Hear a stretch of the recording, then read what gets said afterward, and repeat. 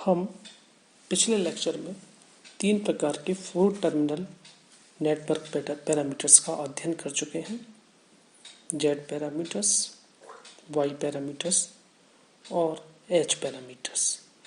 आज एक प्रकार के पैरामीटर को दूसरे प्रकार के पैरामीटर्स में किस प्रकार कन्वर्ट किया जाता है यह देखेंगे। एक प्रकार के पैरामीटर को दूसरे प्रकार के पैरामीटर में कन्वर्ट करने के लिए कुछ स्टेप्स दी हुई हैं। सर्वप्रथम ये समझना ज़रूरी है कि जिस प्रकार के पैरामीटर में हमें कन्वर्ट करना है वो पैरामीटर्स डिजायर्ड पैरामीटर्स कहलाएंगे। वह जिन पैरामीटर्स को कन्वर्ट करना है वो गिवन पैरामीटर्स कहलाएंगे।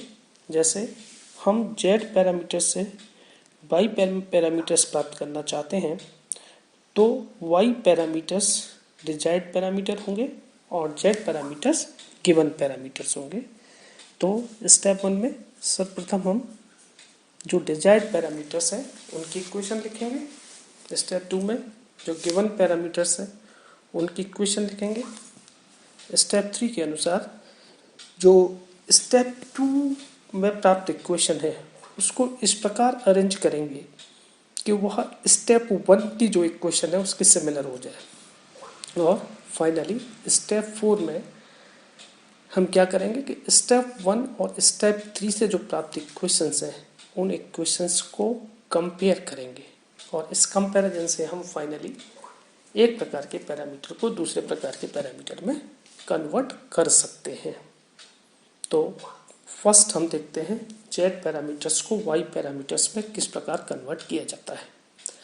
तो यहाँ निश्चित रूप से वाई पैरामीटर्स डिजायर्ड पैरामीटर्स हैं जबकि जेड पैरामीटर्स गिवन पैरामीटर है।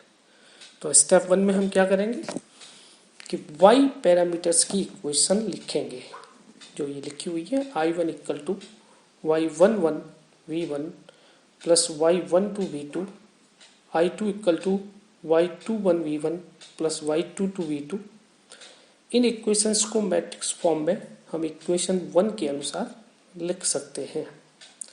अब स्टेप 2 में जो गिवन पैरामीटर्स हैं उनकी इक्वेशंस लिखी जाएंगी, यानी जेड पैरामीटर इक्वेशन लिखी जाएंगी। वो v1 equal to z11 i1 plus z12 i2 तथा v2 equal to z21 i1 plus z22 i2। अब इन इक्वेशंस को भी हम मैट्रिक्स फॉर्म में लिख सकते हैं। v1 v2 matrix equal to z11 z12 z21 z22 matrix into i1 i2 matrix. हम इस प्रकार प्राप्त v मैट्रिक्स को i मैट्रिक्स की फॉर्म में लिखते हैं। तो जो इक्वेशन प्राप्त होगी वो स्टेप 3 के अनुसार होगी I1 I2 equal to Z11 Z12 Z21 Z22 inverse matrix and V1 V2 matrix.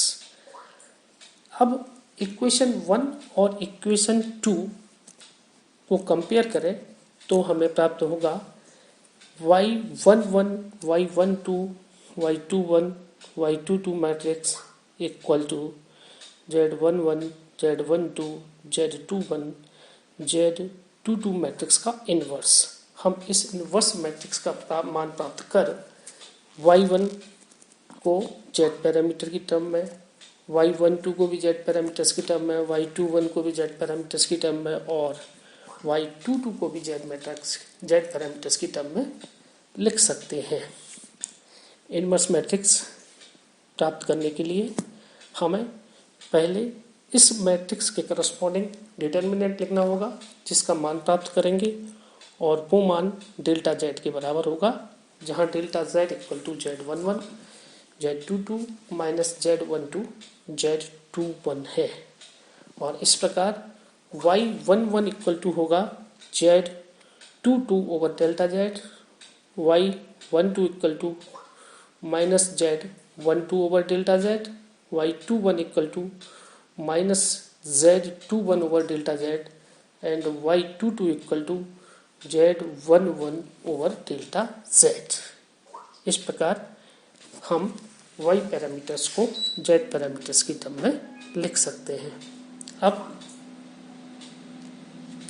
y parameters से z पैरामीटर्स किस प्रकार प्राप्त किए जाएं, ये देखते हैं। तो यहाँ निश्चित रूप से z पैरामीटर्स डिजायर्ड पैरामीटर्स है और y पैरामीटर्स गिवन पैरामीटर्स है। तो सर्वप्रथम स्टेप 1 में z पैरामीटर्स की इक्वेशन लिखी जाएंगी जो मैट्रिक्स फॉर्म में इक्वेशन 3 की तरह है, और स्टेप 2 में हम y पैरामीटर्स की इक्वेशंस लिखेंगे जिन्हें मैट्रिक्स फॉर्म में I1 I2 matrix equal to y12 y11 y12 y21 y22 matrix v1 v2 matrix की तरह लिख सकते हैं। अब हम स्टेप 2 में जो मैट्रिक्स प्राप्त हुई है उसको मॉडिफाई कर इक्वेशन 4 के अनुसार लिख सकते हैं, तथा स्टेप 4 में इक्वेशन 3 और 4 को अगर कंपेयर करें तो जो मैट्रिक्स प्राप्त होगी वो इस प्रकार होगी। तो इस प्रकार Z11 equal to y22 over delta y, Z12 equal to minus y12 over delta y, Z21 equal to minus y21 over delta y, तथा Z22 equal to y11 over delta y होगा, जहाँ delta y equal to y11 y22 minus y12 y21। तो इस प्रकार हम desired parameters प्राप्त कर सकते हैं। अब h पैरामीटर से z पैरामीटर प्राप्त करना, तो यहाँ z पैरामीटर्स जो हैं वो डिजायर्ड पैरामीटर्स हैं और h पैरामीटर्स गिवन पैरामीटर्स हैं। तो स्टेप 1 में सर्वप्रथम हम जो z पैरामीटर्स हैं उनकी इक्वेशन लिखेंगे। v1 equal to z11 i1 plus z12 i2, v2 equal to z21 i1 plus z22 i2, तथा स्टेप 2 में जो गिवन पैरामीटर्स हैं उनकी इक्वेशंस लिखी जाएंगी, यानी कि h पैरामीटर्स की इक्वेशंस लिखी जाएंगी जो कि v1 equal to h11 i1 plus h12 v2, i2 equal to h21 i1 plus h22 v2।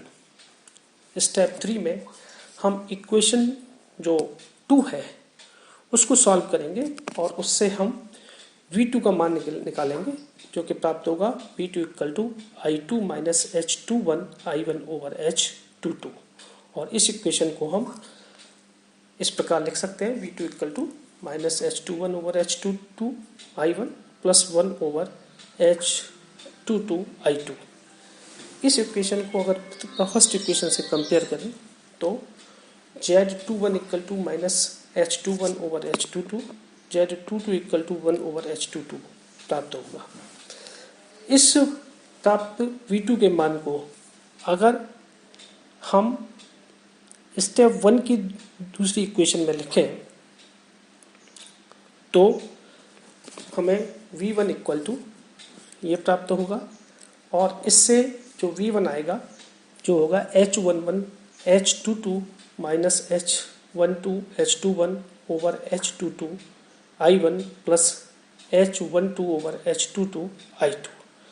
यह जो इक्वेशन है वो V1 की जो इक्वेशन है उसके सिमिलर है, और इसको हम कंपेयर करें तो हमें प्राप्त होगा Z11 equal to H11 H22 minus H12 H21 over H22, तथा Z12 equal to H12 over H22, और इन्हें हम मैट्रिक्स फॉर्म में इस प्रकार लिख सकते हैं जैसे स्टेप 5 में लिखा गया है। Z11 Z12 Z22 21 Z22 इन सब के मान हमने H पैरामीटर्स की टर्म में मैट्रिक्स में लिख दिए हैं।